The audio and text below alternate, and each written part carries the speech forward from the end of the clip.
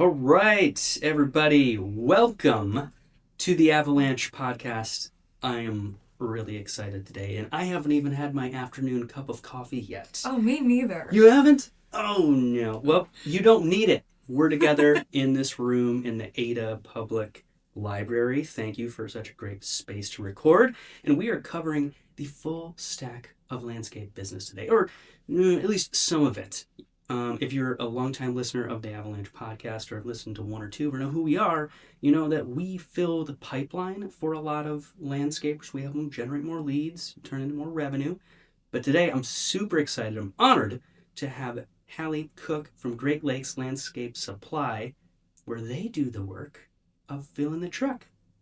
And after that, it's on you if you're a landscaper listening, which this episode is really geared towards landscapers, lawn care people, and even with a little bit of a bent on Michigan base. We're both from the West Michigan area here.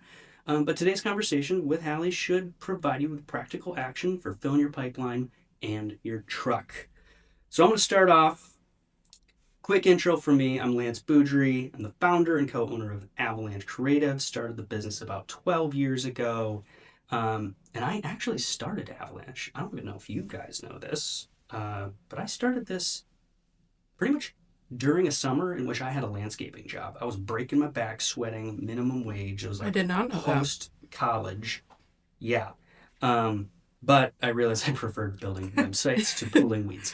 So that kind of and honestly the shift was it wasn't intentionally right away. Okay, I'm going to help landscapers with this. It just kind of happened naturally. And now landscapers, lawn care is the biggest industry that we serve as an agency.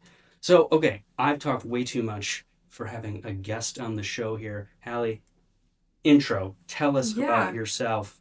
Yeah. My name's Hallie Cook. I work in marketing and sales at Great Lakes Landscape Supply. We're a landscape company in just north of Grand Rapids area, and I love talking about all things marketing and just bringing more valuable value to customers and kind of talking about what that looks like in our industry.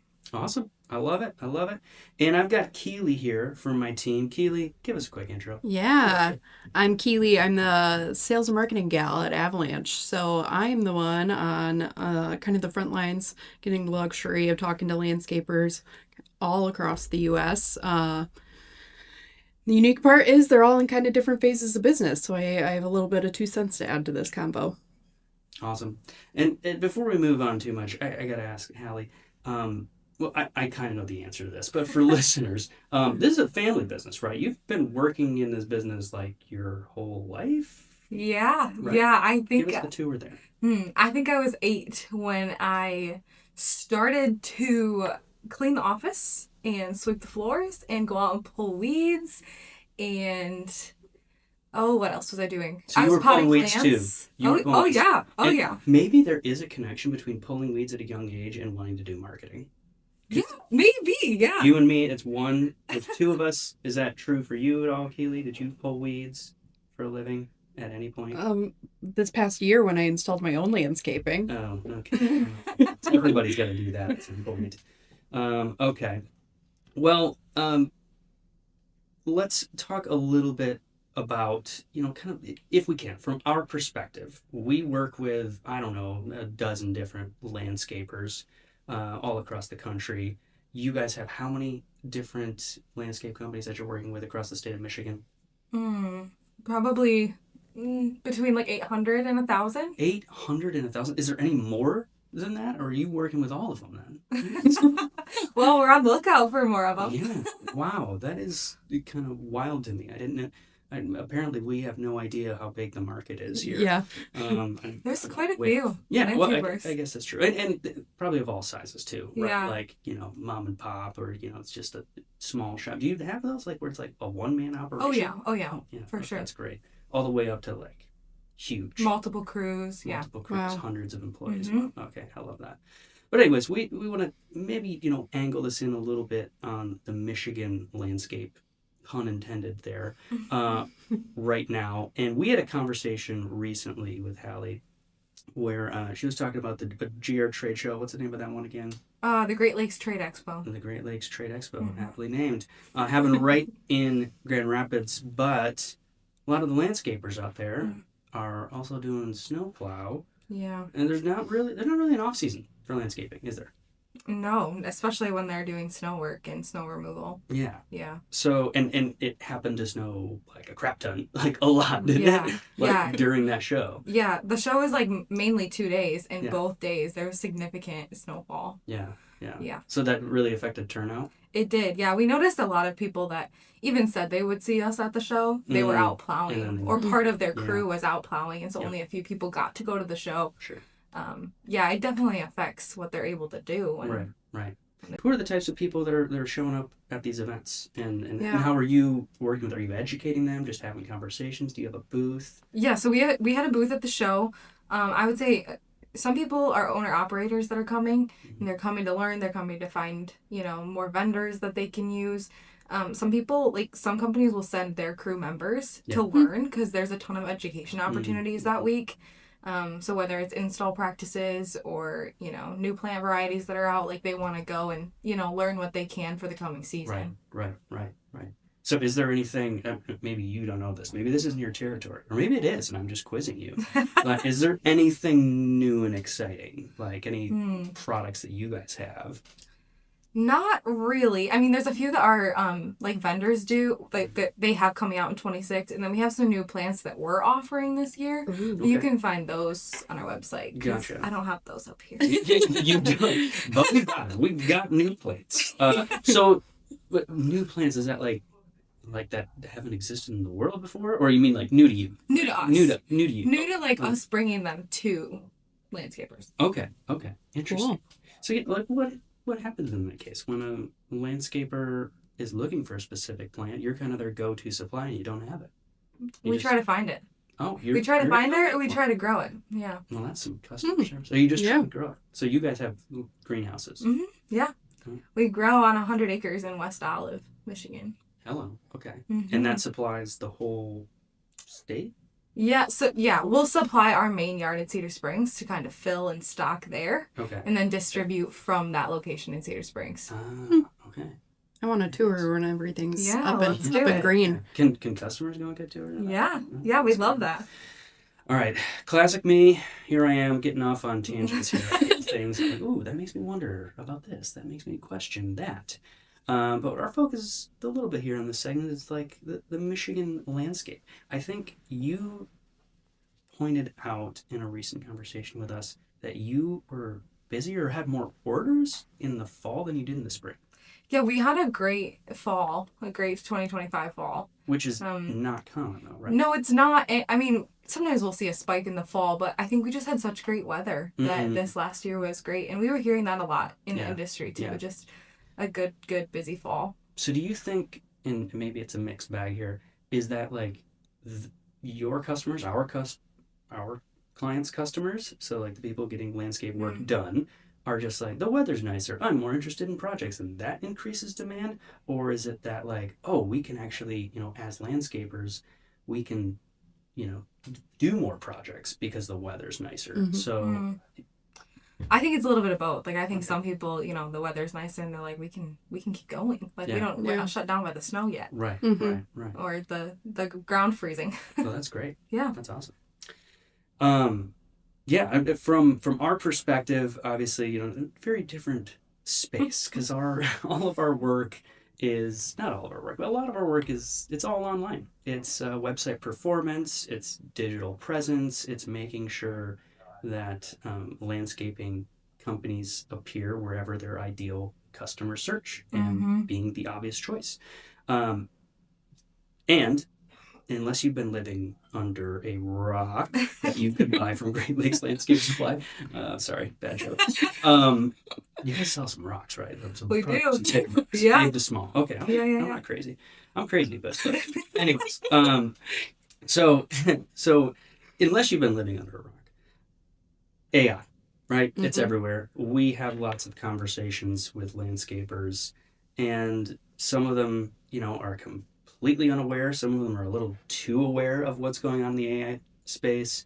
And I think, quite frankly, probably being somewhere in the middle is a little bit more healthy. Yeah. But, be completely unaware is a little dangerous because, like, you could get left behind if you're not thinking about how AI can impact not just your marketing, but even your business in general. And then on the other hand, you can get distracted very easily. We have some clients who I absolutely love. I'm not going to name names. They actually, quite frankly, I'm a little bit on their end of the thing. It's a little bit crazy, like, whoa, what can AI do? But should we do it? Yeah. I'm going to feel free to comment here too, but I'm going to ask Keelie, like, what's coming up, AI or not, in conversations with landscapers? Yeah, I'm seeing a lot of interest for AI, but not a lot of understanding how it actually applies or where it makes sense. So they just feel the need, like, I need Yes, to like do it. what can I do with this? And then it's that paralysis of, well, I want to use it, but I don't know what to do with it. Right. Right. From So how do you answer that question? I think it to an extent depends on what actually is necessary. If they need to save time, okay, where and on what, and does AI actually have an application in that case? Right.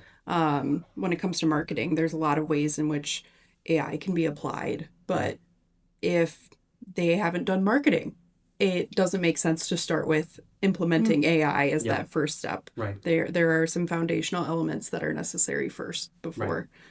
So I think it's definitely on an at use basis, where it makes sense and if it makes sense. Right. That's the thing. It's not just like, let's just plop AI on this. Let's go, what's the system? Yeah. What's the activity and what's the outcome that we're looking for? Then ask, can AI help with that? I'm curious. Yeah. I've had a couple different conversations with some of our customers and just like asking them how they're using it or what they think about it. And I think there's like two different routes that I see. Like some is just like curiosity and like, oh, it can do this for me. Like it can help with that job descriptions. It can help with like these things that take a lot of time. Sure.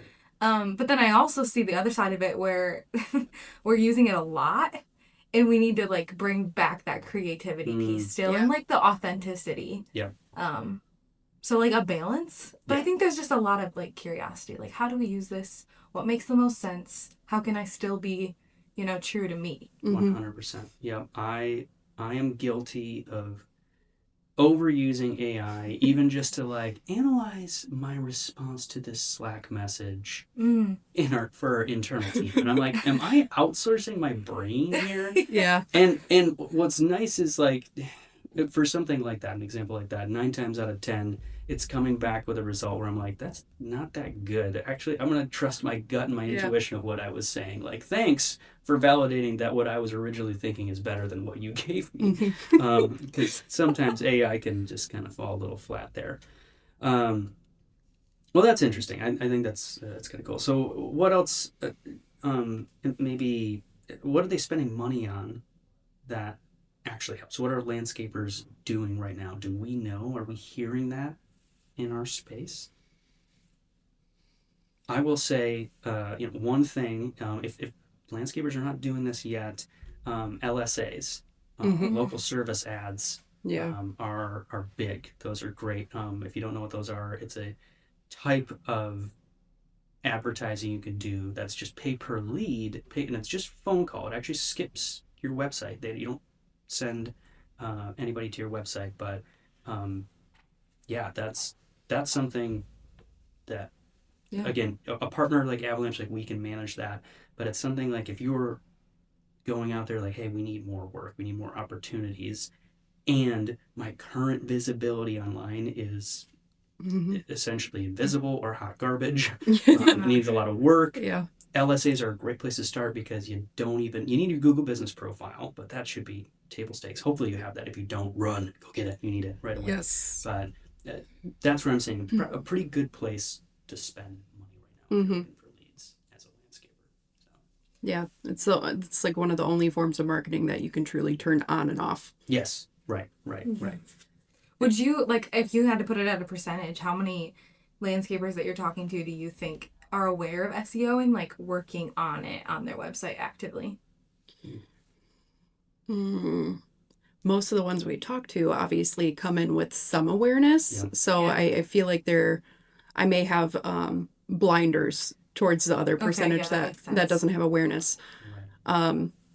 But I think even the ones that are aware, they understand the concept of SEO, not actually what goes into it and what our objectives are. Yeah. I've had just numerous conversations this week alone. Like, what is SEO? Yeah. Like, Oh, you're getting that from existing. Yeah. I was talking to a couple Oh, wow. customers, like, what is SEO? So maybe, Lance, maybe we want to know what SEO is. Yeah. Wow. Like taking it, from the very basics. I mean, it's making sure that you're visible in search engines like Google, and now, AI search, AI tools, as much as possible. I will say, overall, at this point, and recording this podcast, things are changing a lot in the AI space. But right now, especially for landscapers, I'll keep this just to them. GEO, generative engine optimization, or like doing anything different to appear in AI is not a thing. Do really good SEO work, plus deliver great service to the customer. The one thing that is incredibly valuable, if you have any concern, or you really want to make sure that you are showing up as people might be using AI to search for local landscaping lawn care services, is delivering on absolutely exceptional customer experience because of a term that I love called the chatter. The online talk about you as a brand. I'm talking about, yes, like there's classics like Reddit, but I don't know a lot of people that are going to Reddit looking for that. Me. But okay, so we got one, but a big one. This is huge. Facebook groups. Yeah. So Facebook, traditionally, groups and posts in them, etc., were not indexed by Google, meaning you couldn't go to Google and get a link to somebody. I used to live in the Alger Heights of neighborhood of Grand Rapids. Very active Facebook group there. I didn't spend a lot of time posting. It's more like the popcorn and like, whoa, that's spicy. Okay, but very active, and people go in there all the time for looking for home service recommendations. It's a great place. Now there's not a ton that you can do to optimize for that, other than just be really good, and then people will talk. That's word of mouth. But what's happening is now that Google and AI can crawl those pages and what people are saying in those Facebook groups, when they're seeing the name of your business show up more and more, that's going to be a signal to them to recommend when somebody's searching in AI. Yeah. And I'm sure that it's going to be the same for traditional search as well. Yeah. So, great question. But yeah, there's so much that goes into it. Absolutely so much. So, and I know that's not what this entire episode is dedicated towards, but yeah, the big thing that we do is just make sure you are most visible, and really that happens by kind of two levers: relevancy and trust. So the service that you're searching for, in the place that you're searching for, that's relevance. And one of the big levers there is making sure you have a really awesome experience on your website that makes it incredibly clear that we offer this service in this area. And then the trust factor is that we're consistently delivering awesome work. That's reviews, the chatter, showing recent before and after, landscape design and cleanups and stuff. Like there's so much to look at there. And even when you add photos have location information tied to them if they're coming from your phone. Google can, as long as you're uploading those properly, can see that meta information. It's just one more signal to them, and there's so many signals that like, okay, this landscaping business, anyone can say it. Yeah, we offer these services in these areas, but then they're consistently they deliver on it. That's going to lift your visibility. So that's what we do. We just come in and own all of that, and work with the businesses to make sure that we're doing everything we can to get them more qualified leads. And you kind of touched on this, but we might get to it later too. But just like the importance of your content and your photos, and I was just thinking about how that kind of stuff is so important when you're working on your SEO too. Yep, absolutely, 100%. And that's the thing. There's kind of there's a big balance with the content. And we boil down content on your website into kind of essentially two main categories: sales driven and informational, right? If I'm looking for landscaping company near me, the page I want them going to is sales driven. Or mulch service near me, I'll be more specific. Like, it's just the first one that comes to mind. Let's say rocks. We've talked about rocks, right?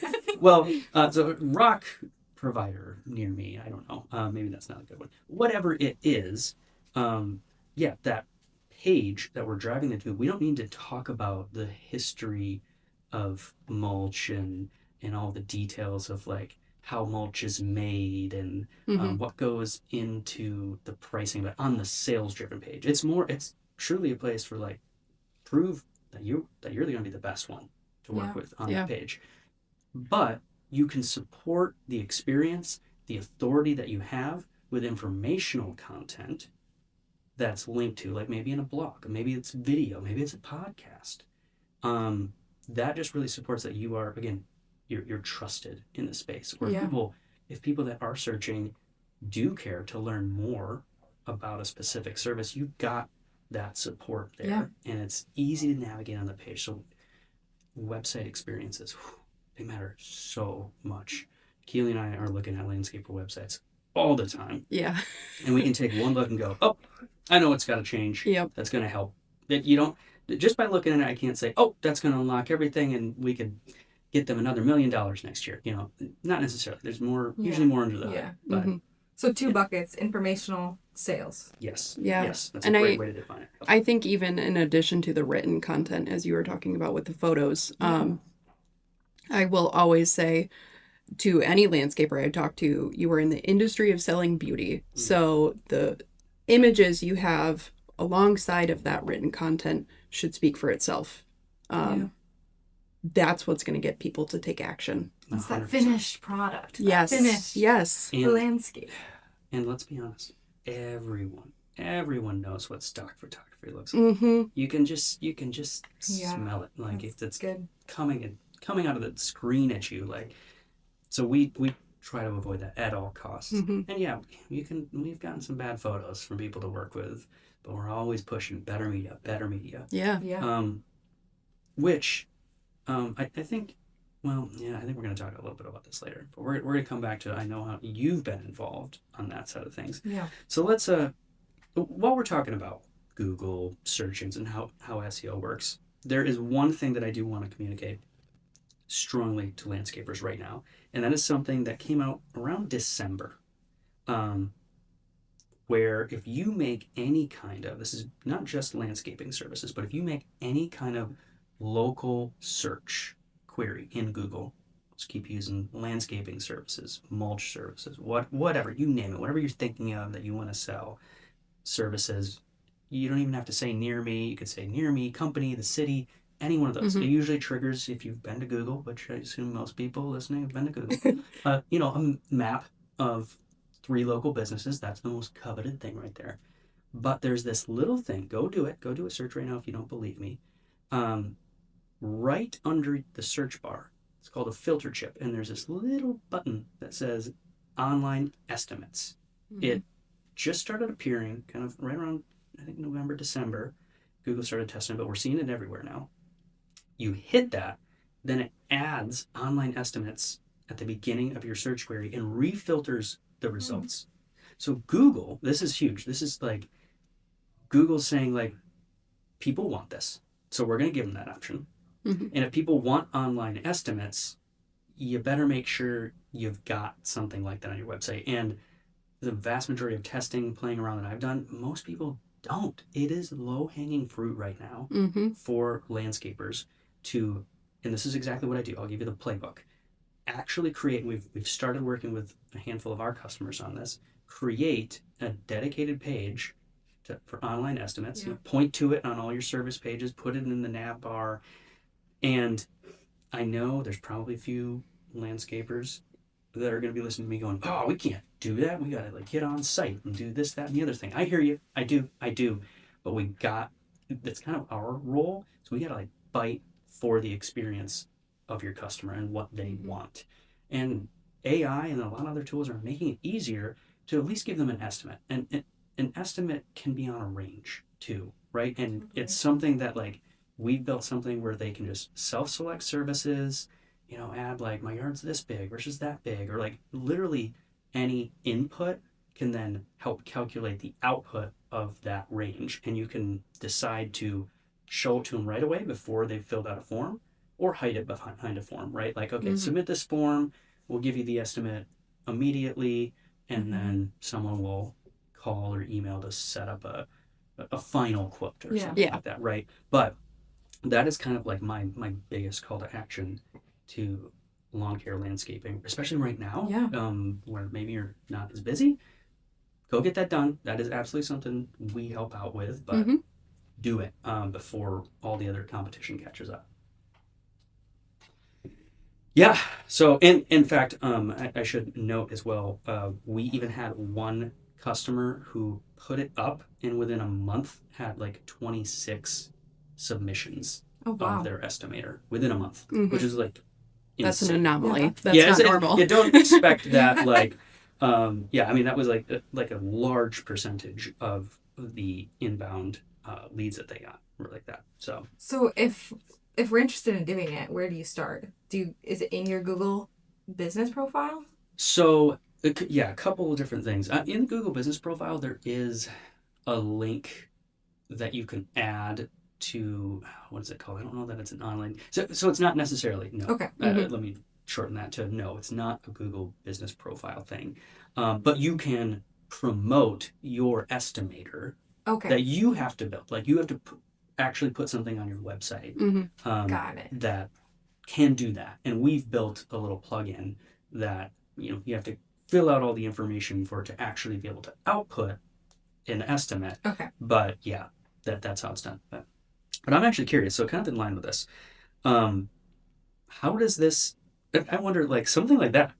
How does that make you maybe nervous? And I'll stop there. If you have, but I might have like here's how I think it could. But I'll pause there. Yeah, I think how it could is sometimes the prices you're getting from a supplier might vary. Right. And like last year, we saw a lot of things vary with tariffs. And tariffs freaked a lot of people out with purchasing up front. And so I think decisions like that could make us nervous. Right. Yeah. That's exactly what I was thinking. Yeah. Was like, okay, depending on how much freedom you give, the landscaper gives their customer on this form, like, oh yeah, I want this, I think I want this much rock, or whatever, or this kind of stone. Right. And they know, like, it's roughly about this price, but you leave that up, you forget about that form 3 months later, you guys have to raise your prices. I mean, what's like one of the wildest, like maybe from last year, like we had to raise the price on this by... Ooh. Anything like that? Anything juicy? I don't know. I feel like the largest increase we had was like 30%.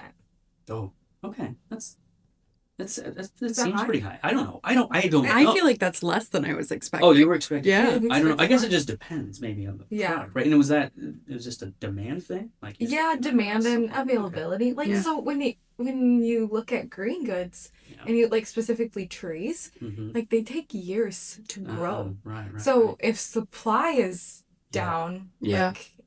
You wait 10 years. Right. Like, that's how long it takes. Wow. But I wanted to touch on your point about just like people wanting pricing and like wanting to know like an estimate. So we've felt that from landscapers as well. Like even on the supply end of things, they want to know. Like they want to know what our pricing is, and we produce availability lists every week. But we just launched a new website with like hourly availability updating and pricing right there on the website with photos of the products and stuff, awesome. Just to try to like help that user experience for even like for a landscaper who's trying to put a proposal together for their homeowner that they're working with. Right.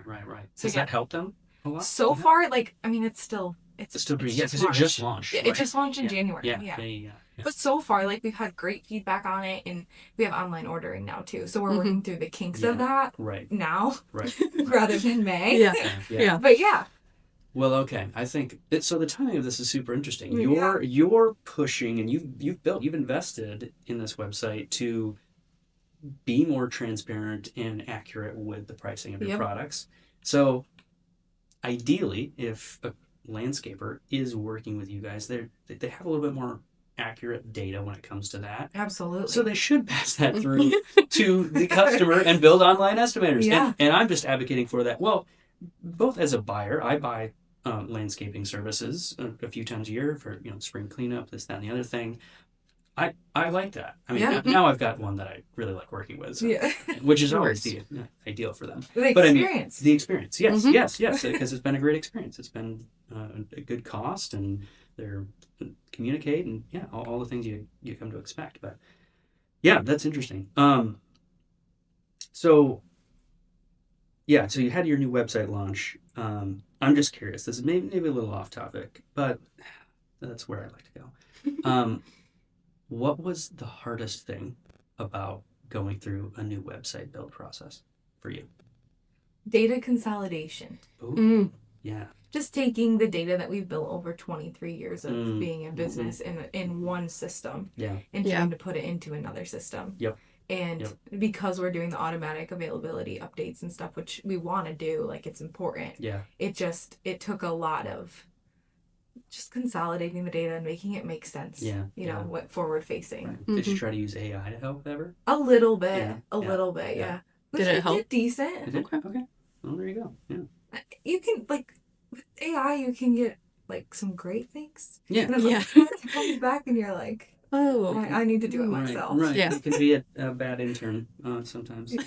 Not follow directions. Bad You gave prompts, me maybe. half of the spreadsheet that I asked for. Yeah, exactly. Where's the other half of the data? Uh-huh. That's great. Well, I think that's good. Let's talk a little bit about. Let's talk about the money. Let's talk about operations. We like to, as much as we can, we like to come from a place of, if you're going to work with us, if you're going to invest in marketing, and every business owner, every stakeholder, good marketers want to know, if I put money in, are we getting good money out? Mm-hmm. Right? Really hard to do, because in our experience, I love the landscapers we work with. I love them to death. But a lot of them don't measure the metrics that would help you determine ROI, right? Mhm. Yes. They're like, how many leads did you get last month?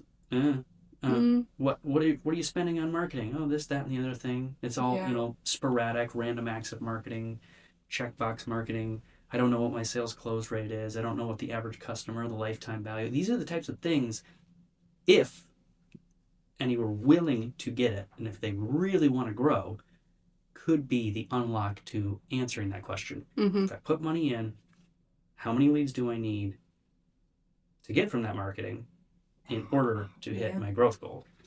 So I'm just curious, is this a territory that you guys ever work in? Do you ever have these conversations? Do you hear people worry about those kind of things? Or is this at a different level for you? Like internally we're having them. Oh, yeah. Yeah. And every healthy Yeah. business Yeah. should. Yeah, right? Like Uh-huh. it's important. Yeah. And I'm not over here. I've got the mic and I'm hosting this thing. We're not perfect at it either. Let me tell you. Like I'm constantly like, oh yeah, shoot. Yeah. You know. I think jumping back to the curiosity thing, like I have had conversations with landscapers about just even what a CRM is and how to implement one. Yeah. You're getting asked those questions. Yeah, I mean, I'll ask. You'll ask.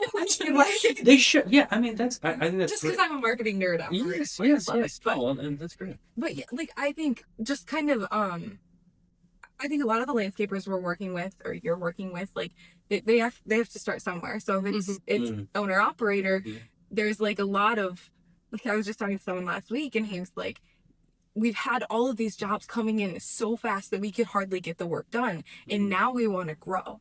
And now I want to add, more team members and crews. And so then they're starting to think about okay, how do I get qualified leads? Yep. And then how do I know that they're great leads? Right. And what's my process for that? And just the curiosity I go back to, everyone's at a different spot. Yep. Totally. And I don't know, I love asking questions and just talking to people about what they're doing and trying to learn from each other. Yeah. What do you guys use for CRM? Salesforce. Salesforce. Okay. You like it? Sometimes. Sometimes. Sometimes. There was some. Yeah. There's a little bit of, for the listeners, there's a little shrug there. Sometimes. Okay, cool. We use HubSpot. And there's, and I know there's a lot, like Aspire is a big one for Jobber. landscapers. LMN. Jobber, Element. Yeah, there's a lot of good ones out there. You got, sometimes you just got to try. Pick the one that just makes the most sense for you. CRMs are like, they're a lot of work. Yes. It's not just like, oh, that one's better than that one. It's like, how have I invested in making it work for me? I think people jump to the like, oh, this one's better than that one. I'm like, yeah, depends. Like, have you put in the work and created the systems and held people accountable to using them properly? Yeah. That's that. And so many in the landscaping space also act as field management. So that's a Yeah. whole nother layer. Yep. Totally. Yep. Which is then a lot. Yeah, you're putting a lot on them to do that. Yeah, I've had conversations. I remember one last summer talking to a material placement company. Do you guys work with those much? No. A material placement company out in like Colorado, and like I could tell he has this desire to like work with us, but I'm like asking all these questions. I'm like, so you're getting a lot of leads right now, but you don't. It's a mess. Like there's no CRM. He's like, I take them, and it's like he's operating a $5 million company. Like he shouldn't be as the owner, and they're all bad except for the occasional one. And I'm like, well, everything. How do you know? Lead management system is broken, and there's no CRM. And I'm like, what in the world? I'm like, I could help you get more leads that you would not manage well, and so then the juice wouldn't be worth the squeeze. You wouldn't get as much value out of our work until you figure out that problem. That's where your kink is. And sometimes that's just the reality of like you got to be willing to. That's our jobs. Maybe it's sometimes your jobs if you're out there having conversations with customers to say like, this is really what you need right now. Like you're talking to me about spending money here, based on what I heard from you and understand. Here's the number one priority. Well, we're doing it too on the other end, like as we're trying to find more landscapers that haven't heard about us, or just kind of weighing out those leads. Like sometimes you get someone who is a builder that does occasional landscaping, and like that lead's going to be different than someone who's doing landscape. And not that it's a bad lead, it's just not the same level. Yeah. Like we talked about scoring leads the other day. Like it's just a little bit different. Right. But yeah, we're doing that too. We're trying to work out our lead management system on the other side of it. Yeah. How's it going? It's going good. We have got a better process this year than we ever have with Salesforce, and just we added more people to our team to help kind of control the data. Yeah. So let me ask this open-ended question to any one of us. If an owner says, I don't know or have a marketing budget, what should they do first? It's kind of a loaded question. Yeah. It's hard to answer. I'll start. Because I prepped a little bit. I might have asked the question. I'll put it down in the notes here. And I would say forget that question. What's your goal? Yeah. Where are you now? Where do you want to be? Because if you don't have a marketing budget, you can't just say, well, maybe I could rummage up a few $1,000s a month. But why? For what? Like that's where we have to start asking and start getting to some of these numbers that are going to help build a little bit more of a model that makes a little bit more sense. I'm talking here's your kind of punch list, your revenue goal, average job size or value, or lifetime value. That's even better. Margins, gross or net, the max amount. Some of these are kind of like calculated once you get the numbers, but the max allowable acquisition cost, like how much can you afford to pay for the average project that you get. That's a really good one, because then it's like, oh, well, now I can start to conceptually have a budget behind it. If we can actually find a marketing team and channels that we invest in, and we can hit that number or be below it, Then of course, close rate, and then if you want to improve it over time, actually measure it once you start investing in marketing. Yeah. A lot of this information you would get from CRM. Yes, exactly. Yes, even just by starting to measure it. We can't improve what we don't measure. So So let's talk a little bit about how it's, I find this just very interesting.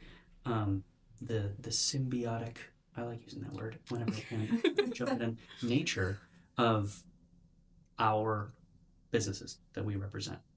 Avalanche Creative, fill in the pipeline. Great Lakes Landscape Supply, fill in the truck. Just to have something. I like that. Just to have something to fill. I like, yeah. I'm not gonna. No, it's great. We want to fill the trucks. Right. You Yeah. do. Right. Like when we are getting more work for customers that you serve, it's good for everybody.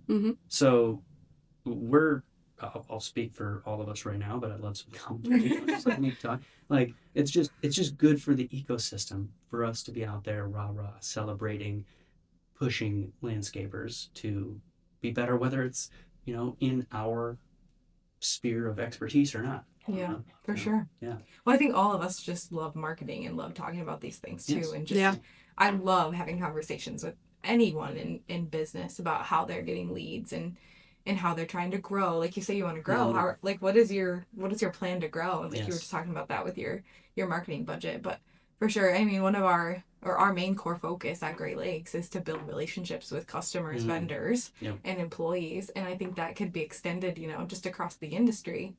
And we're about people. So if we can help each other out in our different ways of doing business, I love that. That's awesome. Yeah. I might put you on the spot here. What's one thing that you believe you do for your customers that maybe surprises them or might be unique, or just like you maybe you even validated it, like I don't think anybody else like us is doing that? I think mainly like generalizing it, a resource. So like I mentioned earlier, like we want to grow or find it. If someone comes to us with a list and they're like, we really need this variety, if we don't have it, we do everything we can to get it and get it to them when they need it. Like we really want to be their go-to for getting the product that they need. And so even if it's something that we don't stock, we're gonna do everything we can to get it to them. I love that. And then I think another part of it is just like I was just saying, like the relationship aspect. Like we want to be partners. We care about like their success more than we care about just selling a bush. Like it's way more like we know that they are business owners and dads and moms and like they're trying to support a family too. And so we want them to be successful just as much as we want to be successful. Yes. Yeah. 100%. Hearing you talk about having conversations about your landscapers' marketing plans and CRM aspirations, I think even that is going above and beyond, because I don't think many people would be filling that role. Right. It's like, it's surprising to me. It's such a good thing. Like if you are out there, especially as this is funny, not many marketers, even though they all should, actually talk to their customers. Like it sounds like you do. Like you're shaking hands, you're going on site, you're talking to them about their CRMs, which you are not peddling. You're not selling them CRM work. You know what I mean? And that's huge. That's what like every good business should do. They should like see the customer not for the product, but for the person that they are, and like they have something they're trying to achieve. For me, as the buyer of landscape services, it's like, I just don't want to bend over and pick up weeds anymore. I love mowing my lawn. I actually do. I keep that one. That one's for me. It's time away. Now my 2 or 4-year-old love to like sit on the lawnmower while I drive it. So it's not quite the piece that I get, but at least they're not, whining or complaining to me during that time. They're enjoying it. Anyways, I digress. Let's talk a little bit though about one of the things I know that you do is you've like gone on site and done like some photo, video, drone work. We have. Talk about that. Yeah, so 2025, we decided we need to change our natural stone catalog completely. So it was product pictures mostly of pallets sitting on the yard.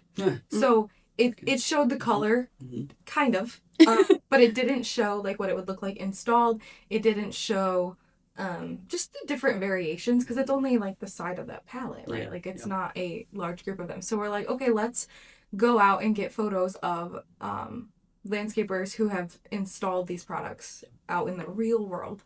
Yeah. And it actually turned into like, let's just get pictures of everything that they're installing and then sharing those photos, videos, drone shots that we did with them and then using that in our marketing too. But it was a aha moment of like, not only does the homeowner want to see a completed picture of like what their project might look like when it's done, but landscapers, as they're planning it out, it might be helpful for them too. And so we just kind of, instead of just working on the natural stone catalog, we were like, let's just do this regularly. So I went out on the road a little bit to get some of those content pieces, and then a few other members from our team went out, and I don't think like we'll ever look back. Like I loved getting the opportunity. You'll do that again. Oh yeah. Now, was that just like at request, or you just reach out to a few? We would reach out. Okay, So we had our list of like what we wanted to get in the natural stone book. So we started there, and then like one of our big niches, I guess you could say, is like we have natural stone and the green good side of things. And so we would, a lot of times, if they bought their green goods from us too, then we had that we could take photos of too. Okay. All right, so this is a time for a little product placement that these two are not aware that I was doing. If you buy a whole bunch of stone and a bunch of rocks from Great Lakes Landscape Supply, you're also going to get some drone footage. There you go, right? Is that a promise that you can deliver? No, I mean, I'm kidding. But seriously, that's cool. Has anyone like, you just give it to them, and have anyone put it on their website or anything? Or I don't know. I'd hope so. like, drone footage is, you can't deny it. Some good drone footage is sexy. It sells. It can sell. Oh yeah. Sell people on projects. So. Yeah, I mean, but I will say, like, if anyone, and I've said this to numerous of our customers, but like, if you're doing a project and you want content, like, we'll come out and do it. Like, I'm not gonna, at this point in time, like, I'm not gonna say no. Like, I would love to see the content. Because it's good for you guys too. That's huge. We're helping each other out here. And it does, whether it's Avalanche or not, it send that stuff to your web developer, marketing team, whoever. Get it on your website. Get it on your Google business profile. That's good. That's good stuff. Yeah. Yeah. Now I'm thinking. Now I'm just brainstorming out loud here. Maybe we need to think of like some kind of like package deal or something. So if you're listening to this, and you want like all three. You need some website work, some media, and you need to buy some product. Well, you know who to go to. All right. Well, let's see here. I think I want to maybe move on to a bit of a lightning round here of questions that we can, try out here. So what's one website change that pays off fast? Ooh, updating images and having strong, well-informed service pages. Bingo. Love it. You got anything from your experience? I was gonna go along the picture route too. Yeah, I think that's huge. Well, pictures have been a big theme this year. Okay. Yeah. And reviews. I can't forget about that. Okay. Can I interject one question? Oh, please. That's what this is for. What's one thing we should keep in mind with our Google business profile? Ooh. Updating the images. Lance spoke a little earlier about the like metadata in images. Yeah. That is most beneficial on Google business profiles and reviews. We will live and die on that hill. Yeah. And sorry, I'm trying. This is supposed to be like lightning round. Supposed to answer the question fast, and I'm like thinking like, oh, there's so many things.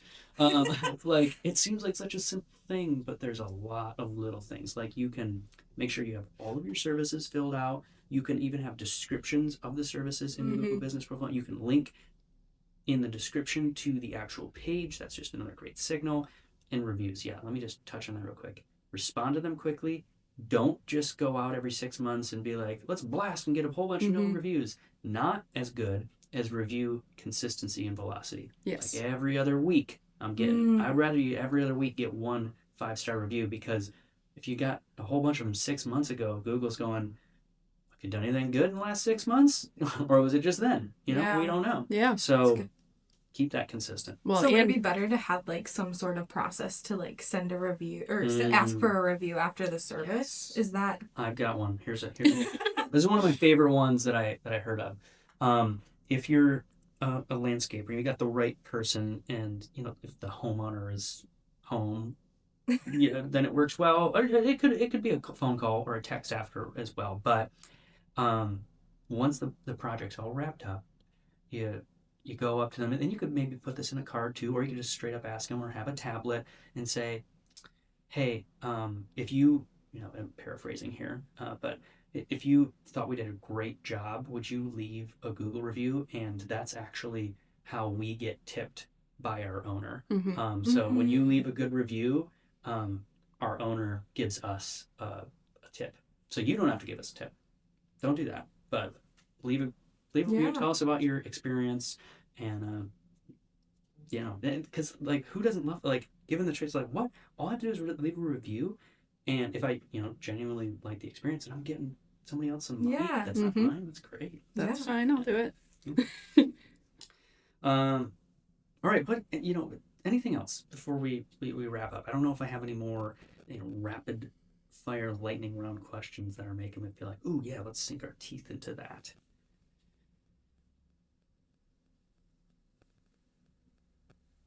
No? That's good. I know we covered a lot. And there's some big themes here. Images, estimators, CRMs, know your numbers. That's probably a pretty solid lead management. Lead management, yes. You might not. The reality is, you may not have a marketing problem. You may have a lead management problem today. But you also could have a marketing problem. It could be both. Could be both. Yeah. So let's talk for anybody that is engaged with this conversation that we've had today. Avalanche. How can they hear about us, Keelie? Keelie's one of the first people you're going to talk to if you reach out to Avalanche, especially for landscapers. We'll do like an estimator readiness check for you. We'll do a quick audit of your service pages. I like to say it this way: we'll tell you what we do if we owned that website. If it was my business, I'll tell you exactly what I'm going to do, and then you can talk to us about helping you get it done. Yeah. Our website's avlanchegr.com. I'd give you an audit. I'd check things out. As Lance said, we'd dive deep into seeing what we would do if we took ownership of that, and tell you that story along what Lance was saying earlier of if you were to invest anything into marketing, where you may see return and what kind of it to expect there. Yeah. What about Great Lakes? How can they stay engaged with what you guys are up to? Yeah, a couple things. Follow us on social media. Yeah. Put out some good content. We do. We try. Drone. Yes.